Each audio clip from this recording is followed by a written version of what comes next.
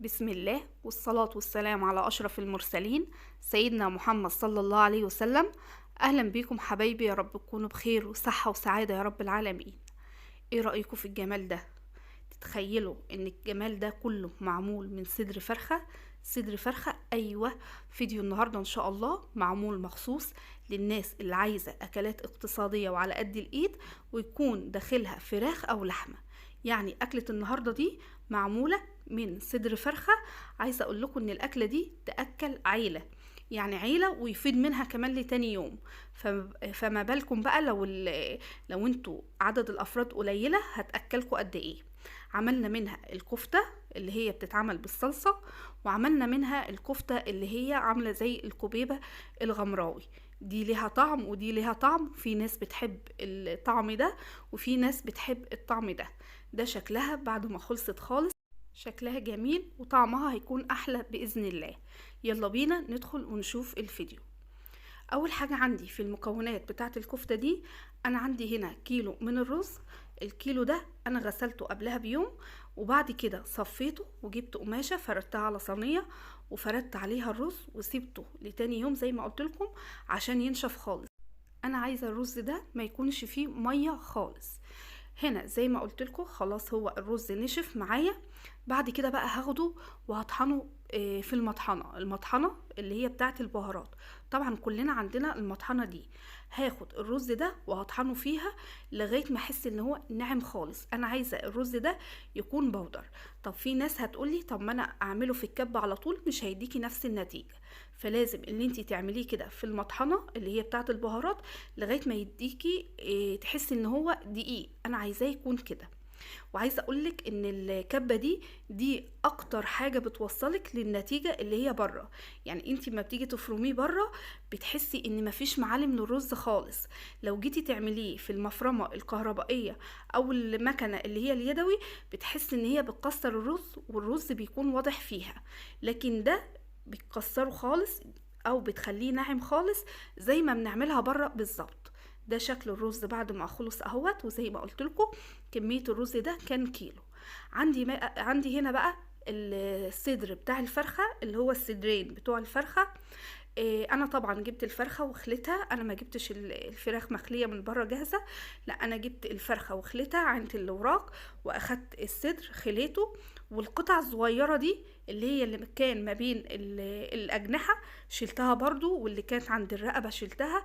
اهم حاجة انا عايزة هنا اللحمة تكون وزنها 500 جرام، يعني نص كيلو.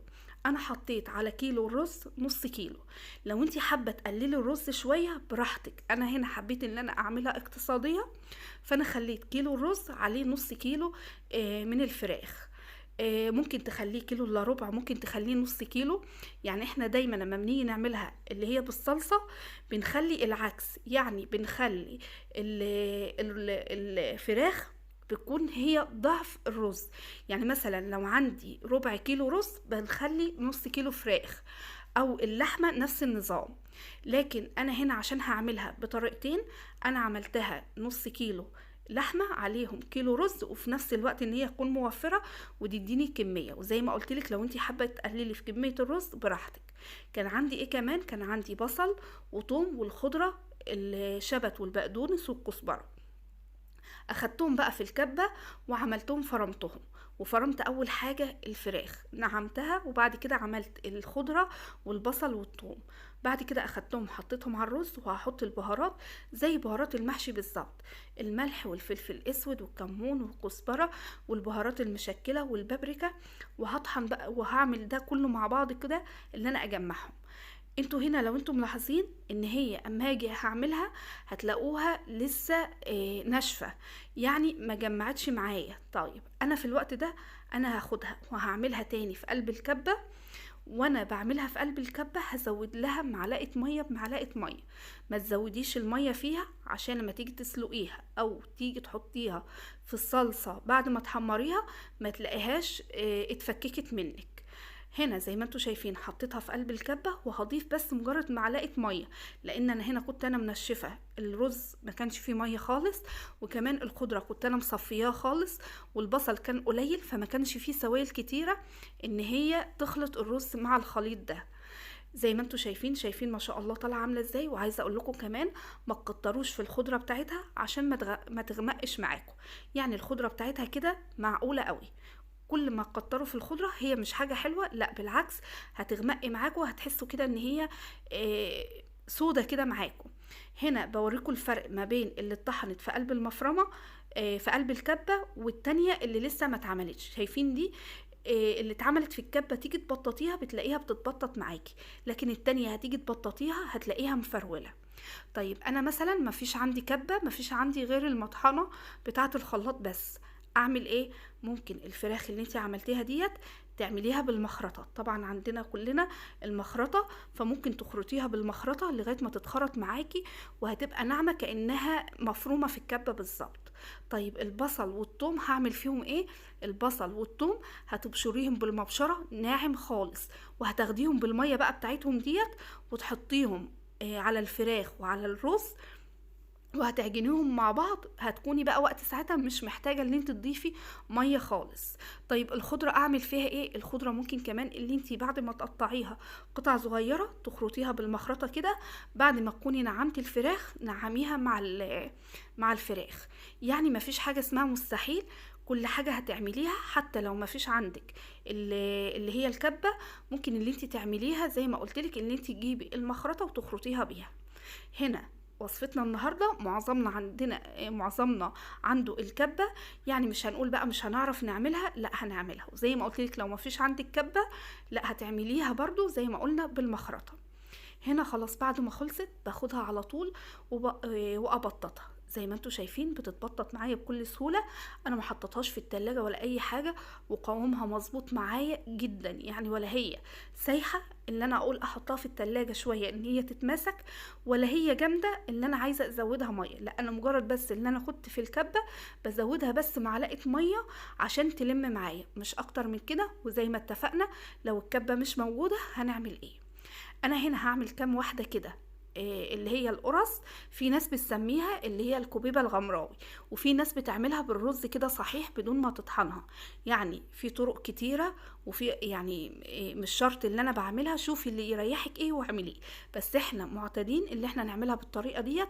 والاخص الوصفة دي عندنا بتكون وصفة رئيسية عندنا في العيد.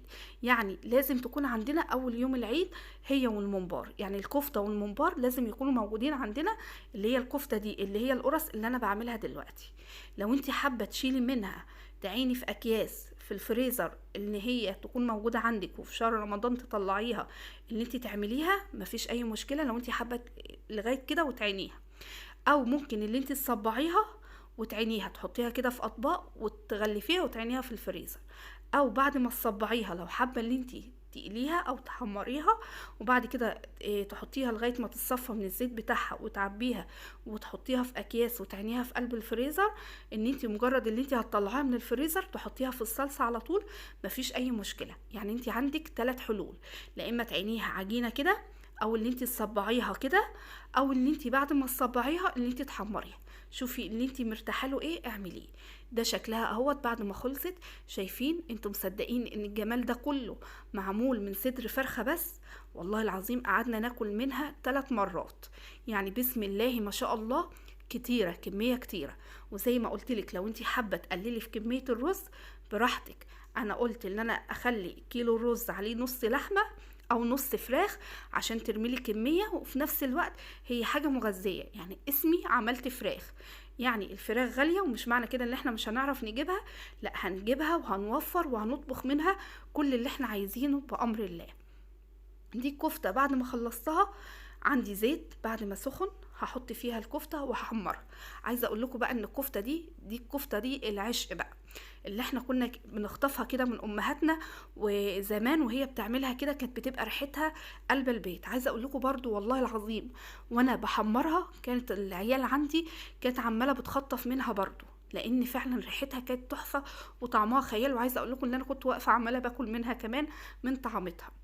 هنا بقى عندي الكفته بعد ما خلصتها جبت حله حطيتها على النار، حطيت فيها ميه. لو انتي عندك شوربه حطي شوربه، مفيش عندك شوربة حطي مية وقطعي فيها بصل وطماطم وفلفل وحطي مكعب مرقة وظبطي الملح وشوية بهارات اللي هي البهارات المشكله ونزلي الكفته فيها. عايزه اقولك ان الكفته كلها حطيتها في قلب الميه دي. يعني هتقولي كده هتفك، مش هتفك معاكي وهتطلع تحفه، وهنشوفها كل واحده طالعه بوحدتها.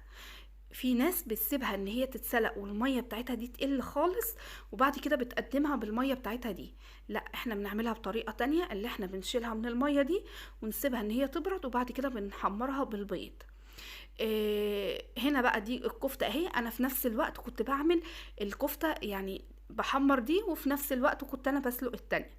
بس عايزة اقول لكم على حاجة، واحنا بنسلق الكفتة زي ما قلت لكم، لو انت عندك شوربة ضيفي شوربة، بس اهم حاجة الشوربة تكون شوربة فراخ. يعني انا عاملة كفتة فراخ، يبقى احط لها شوربة فراخ. ما ينفعش اجيب شوربة لحمة واحطها واسلق فيها الكفتة بتاعت الفراخ. خلي كفتة الفراخ اسلقيها بشوربة فراخ، او كفتة اللحمة اسلقيها بشوربة لحمة.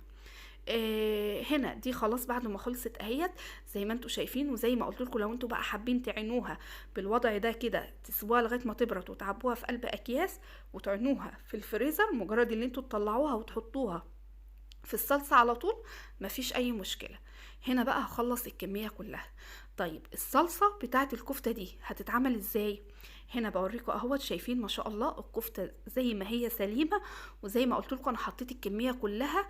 ما تقلقيش، يعني كفتة الفراخ مش هتتهري معاكي. وكفتة الفراخ عايزة اقول لكم على حاجة غير كفتة اللحمة.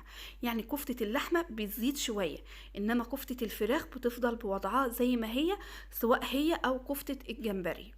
اهم حاجه بعد ما تطلعي الكفته دي اللي هي الكوبيبه دي، اما تيجي تطلعيها اوعي تطلعيها على بعضها. جيبي صينيه كده وحطيها فيها زي ما انت كنت شايفه، واول ما تنشف قومي قلبها على الوش التاني، لانك لو طلعتيها على بعضها كده هتلاقيها عجنت. لازم ان هي كل واحده تكون بعيده عن التانية، لانك انت طلعتيها هتلزق في بعضها كده. تمام تمام. زي ما قلت لكم بقى هنتكلم عن الصلصه بتاعه الكفته. في ناس بتحب ان هي تعملها ببصل، وفي ناس بتحب تعملها بتوم. انا هنا عملت ميكس ما بين الاتنين. يعني فاكرين يوم البطاطس اللي انا كنت عاملاها معاكم بالصلصه اللي انا قلت لكم عليها، اللي هي كان مضروب فيها البصل والثوم، وكان متبقي شويه، قلت لكم الشويه دولت هعينهم اللي انا هعمل بيهم وصفه. كنت انا تاني يوم كنت انا عملت الوصفه دي. الصلصة انا فرمت فيها البصل والثوم وحطيتها على النار، مجرد ان هي غلت حطيت فيها الكفتة. هنا الصلصة هتكون خفيفة، بما اننا بقى اللي احنا محمرين الكفتة في زيت، فمش يعني مفيش داعي بقى اللي احنا نعمل تقلية تاني، اللي احنا نحمر البصل او نحمر الثوم بزيت. لا، نخفف شوية. وحطيت الكفتة في قلب منها وهسيبها لغاية ما تستوي. طيب الكفتة اللي انا بحمرها دي انا حمرتها بايه؟ جبت بيض وحطيت عليه شوية ملح وشوية فلفل اسود. وخدي بالك من الملح، لاننا احنا حاطين ملح في الكفتة، وحاطين كمان ملح عند سلق الكفتة، فخدي بالك عشان الكفتة ما تطلعش معاكي حادقة. وبعد كده حطيت الكفتة في قلب البيض، ومن البيض حطيتها في قلب الزيت على طول.